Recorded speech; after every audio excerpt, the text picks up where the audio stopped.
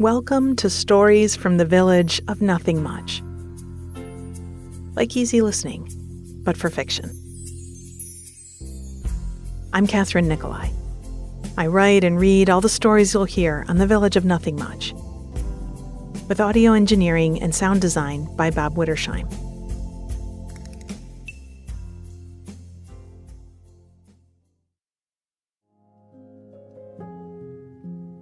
In our show notes, you'll find links to our ad-free premium version, our other shows, and our wind-down box, a quarterly sleep subscription box full of products I've hand-picked to bring a little more joy and ease to your bedtime. My friends, summer is beginning to wind down in the Village of Nothing Much. The residents are thinking about the back-to-school sale at the corner store. They are beginning to cut down the sections of their gardens that are done fruiting for the season, considering planting a few new rows of lettuce and crossing their fingers that they'll get to eat them before the frost. They haven't yet pulled any of their heavy sweaters from the back of the closet, but that day is drawing closer. And I'm so glad you are here to join us in some simple, soothing stories about the cusp of the seasons. As usual, if you stick around after the last story, I'll be there to spill some village tea, as it were, and tell you some behind-the-scenes particulars. Now, just because it feels good, take a deep breath in through your nose and let it out. Do that one more time. Breathe in. Big sigh. Good. Our stories today take us through some end-of-summer moments. We'll start with camping out, gathering kindling for the campfire, setting up the tent and talking through our troubles till they shrink and the stars come out. Next, we'll step out onto the dock and catch a ride to see the sunset over the river in the mainsail. Lastly, we'll sneak down to a secret patch of raspberry bushes just inside a walled garden and pick a bowl full on a sunny afternoon in the gate in the wall.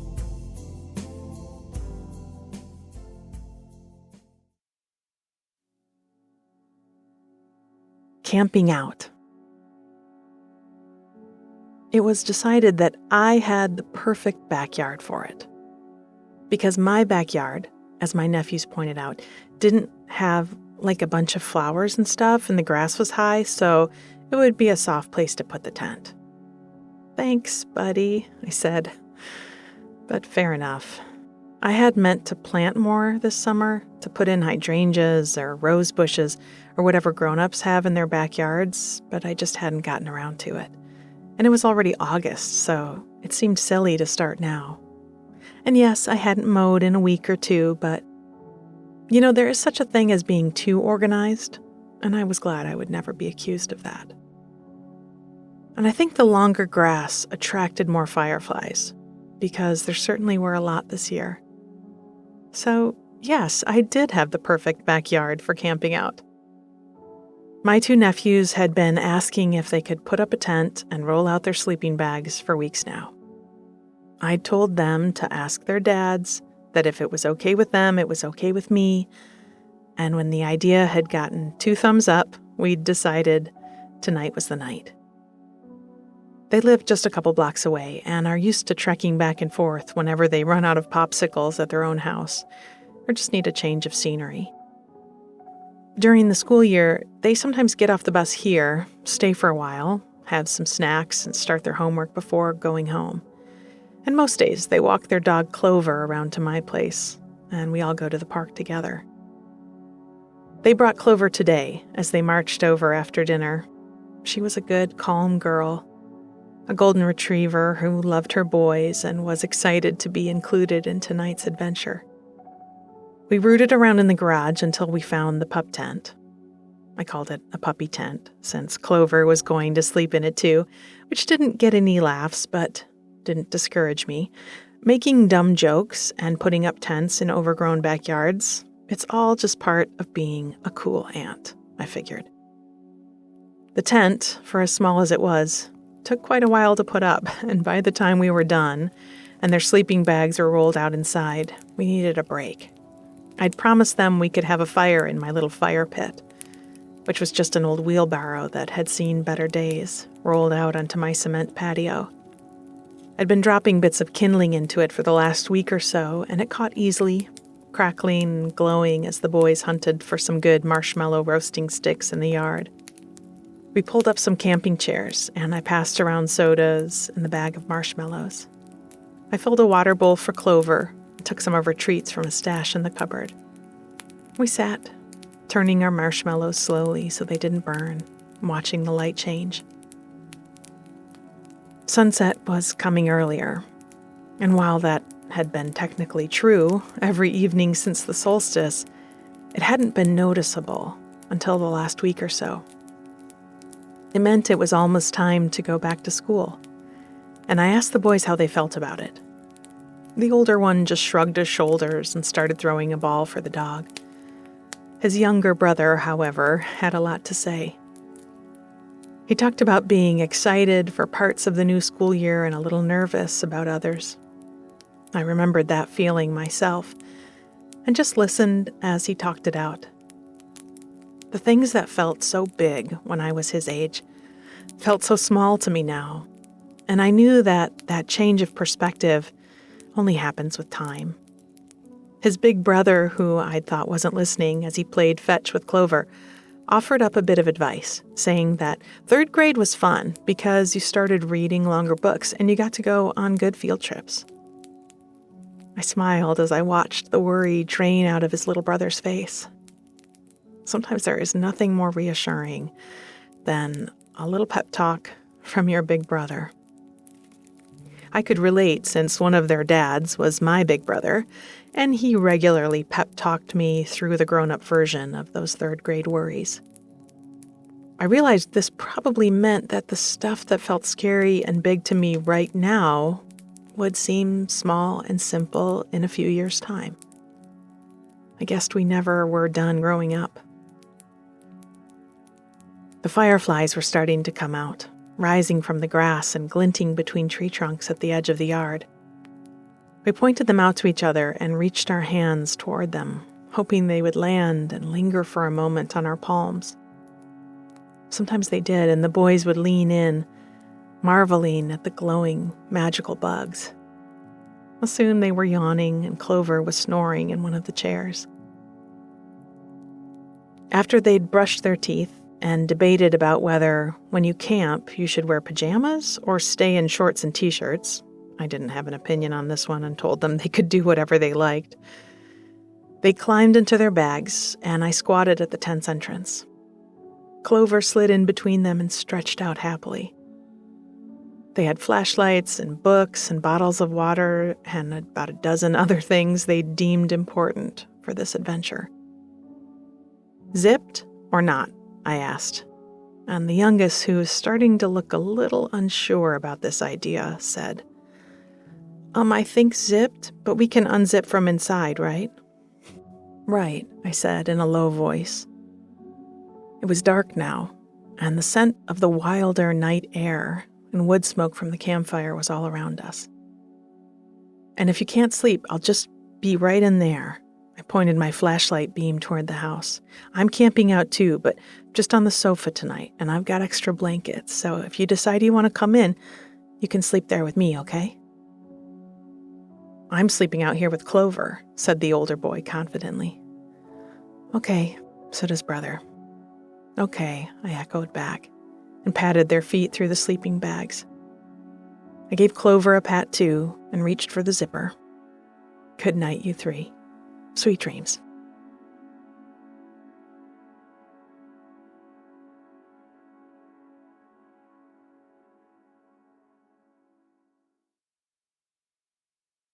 The mainsail.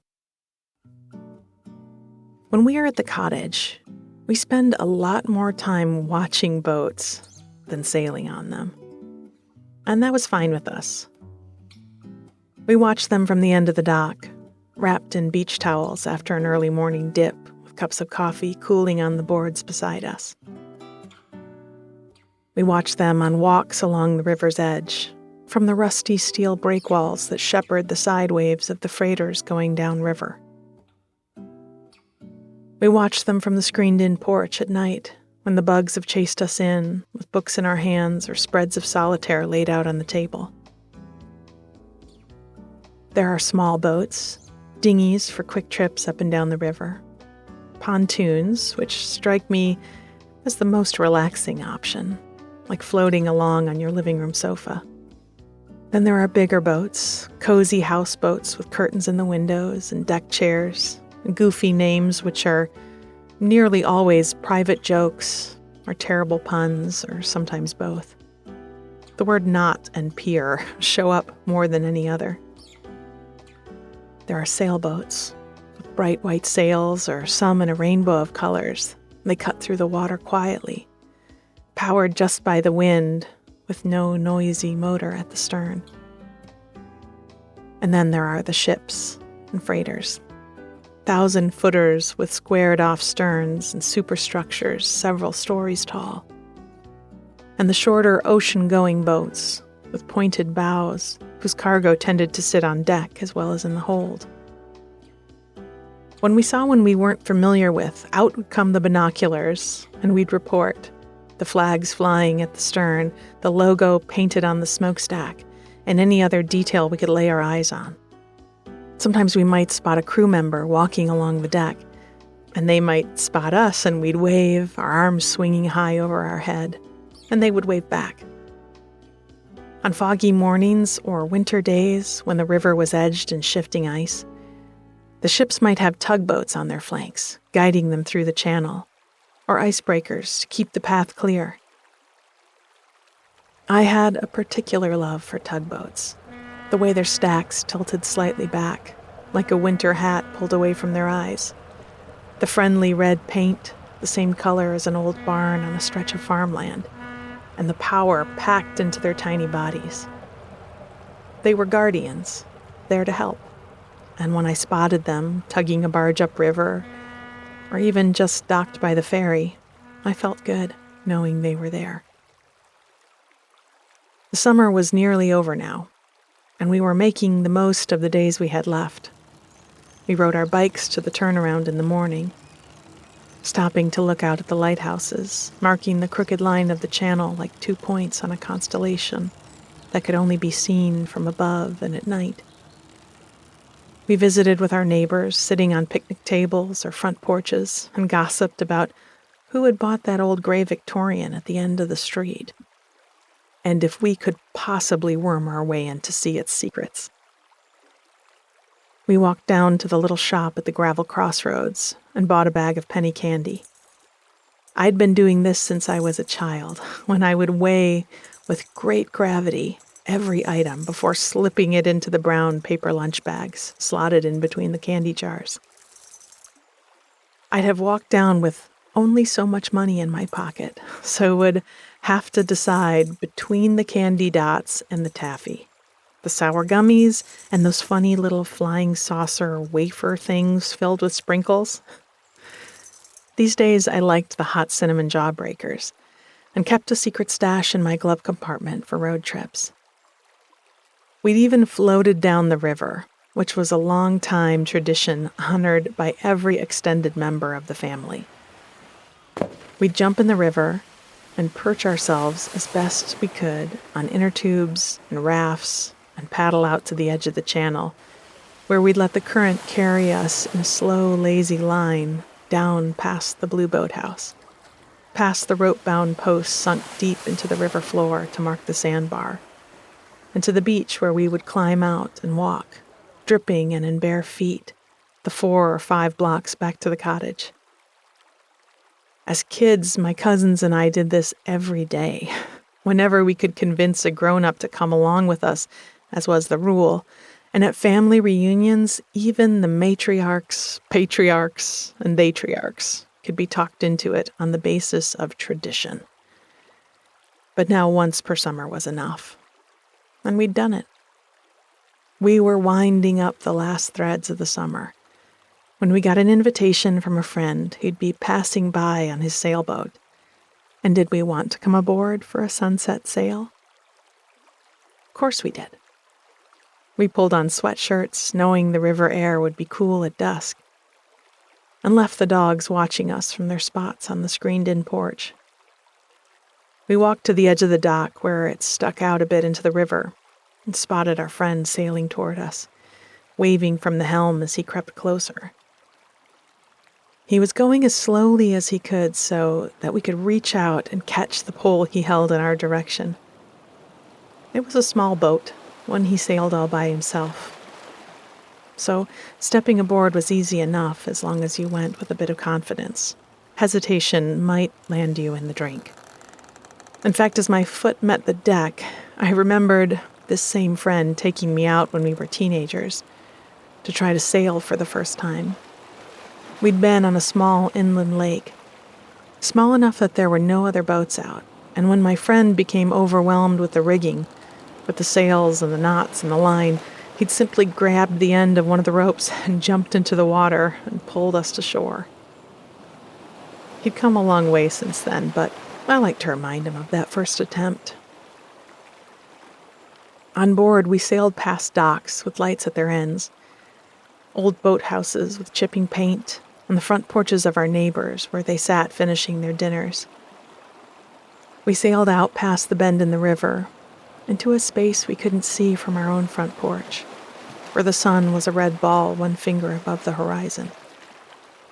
The mainsail was open, but there was almost no wind at all, and the water nearly flat after a day of being churned by 100 motors.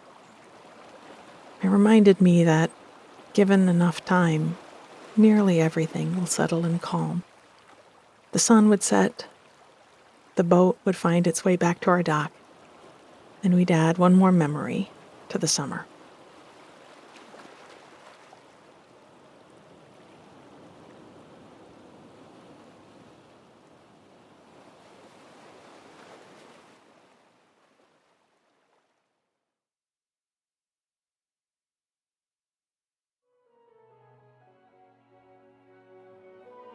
The gate in the wall.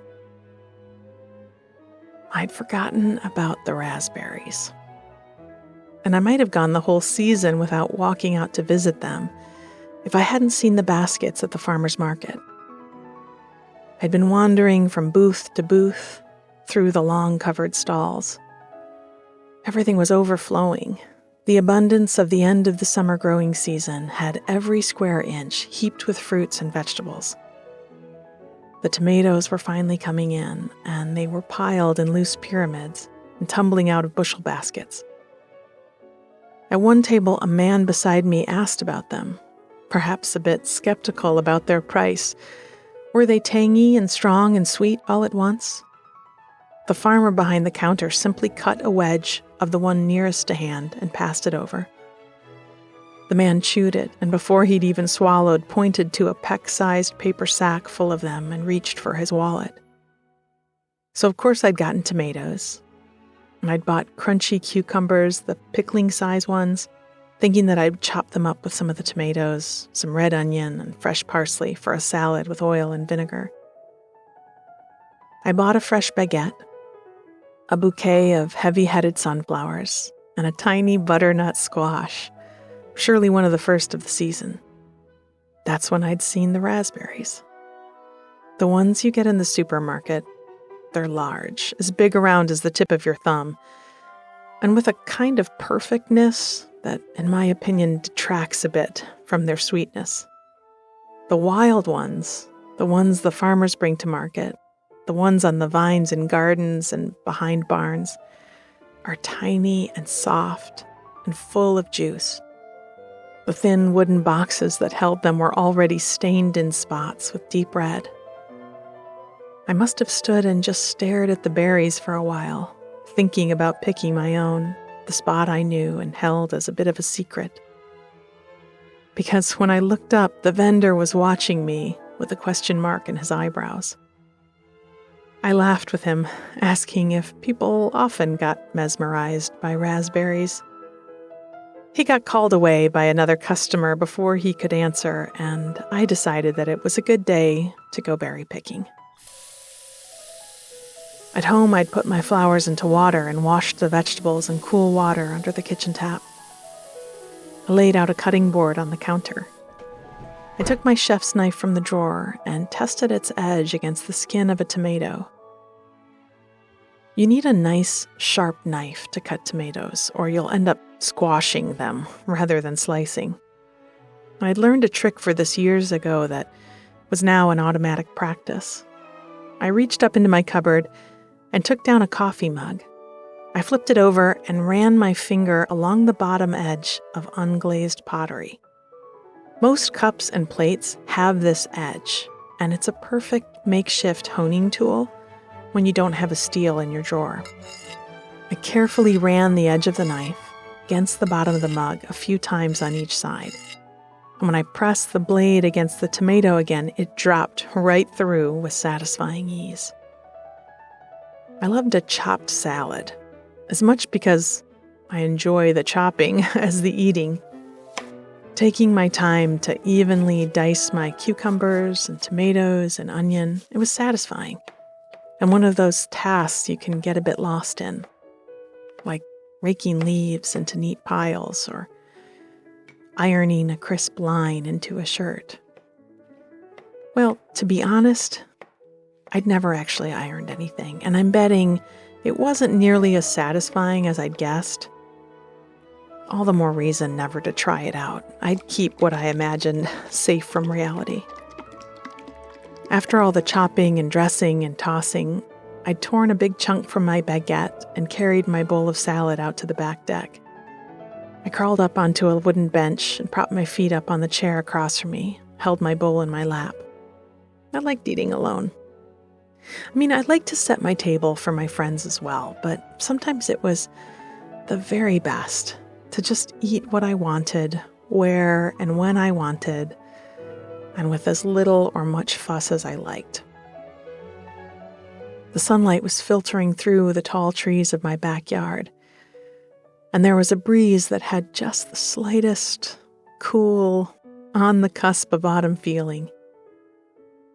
I ate bite by bite, then ran my last bit of bread through the bottom of the bowl to soak up the tangy dressing and swallowed it down.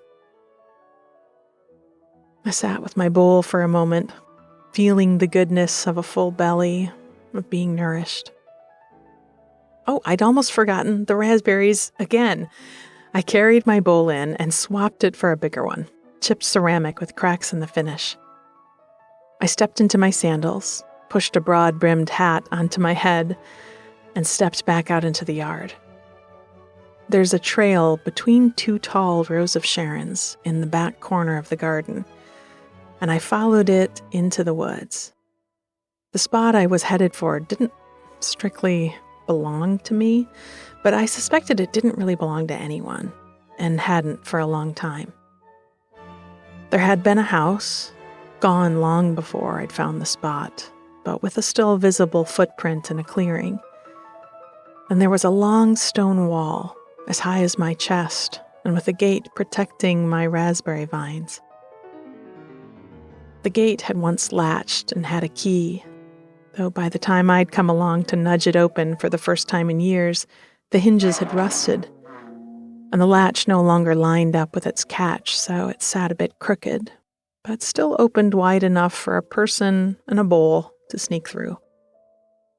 Maybe that's when the raspberry bush had first been planted, when the gate still latched and the key got carried around in someone's pocket. In the decades since, it had grown and grown, sending canes along the wall and taking over the place. I carried the bowl to the thicket and started to pick. There were hundreds, thousands of red berries, and plenty more waiting to ripen in another week or so. I ate the first 20 or more. After all, I'd needed dessert after lunch. Then I started to fill my bowl. I picked carefully, mostly avoiding pickers and thorns and eating the ones that were too soft to save. Time passed. It must have. That's what time does. But I didn't much notice it.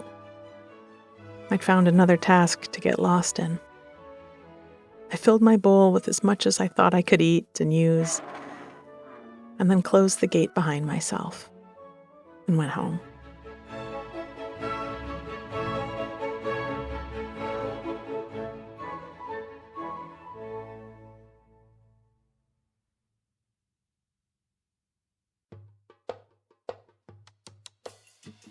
I live in the Midwest, and I am a fan of the seasons, and a fan of change, really.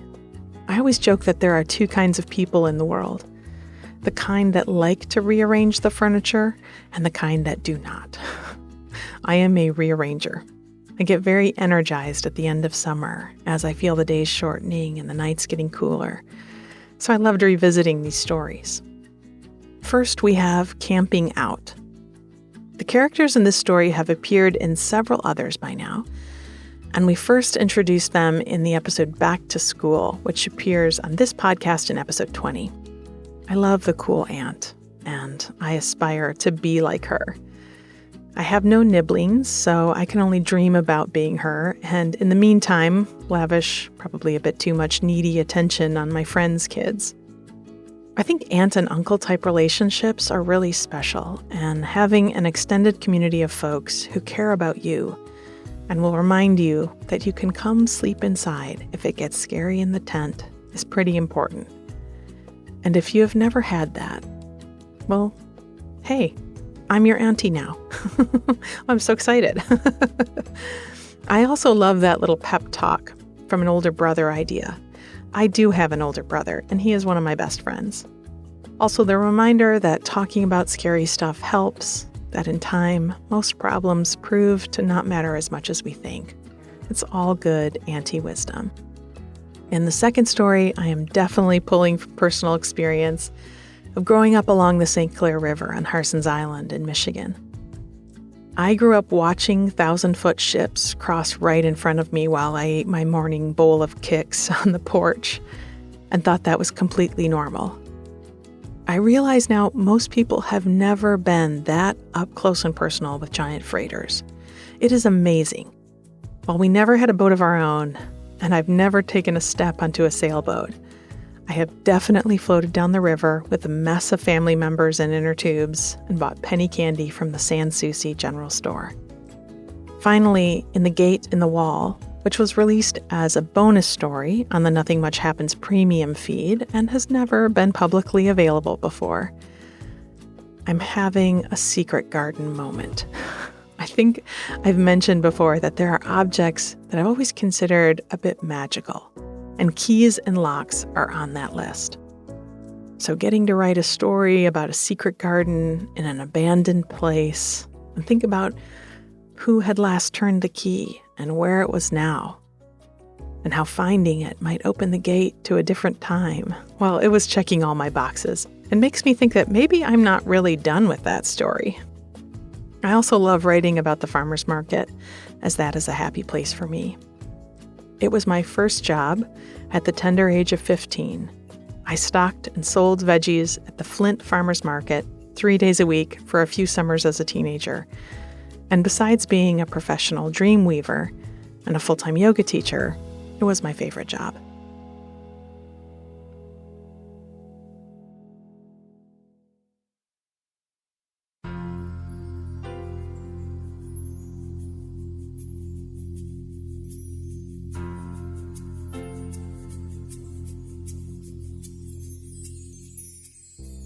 As always, I'm so glad to have you here in the village. Thank you for coming to visit. I wish you a week of toasted marshmallows, sunset cruises, and ripe, sweet berries. And if you're into it, rearranged furniture.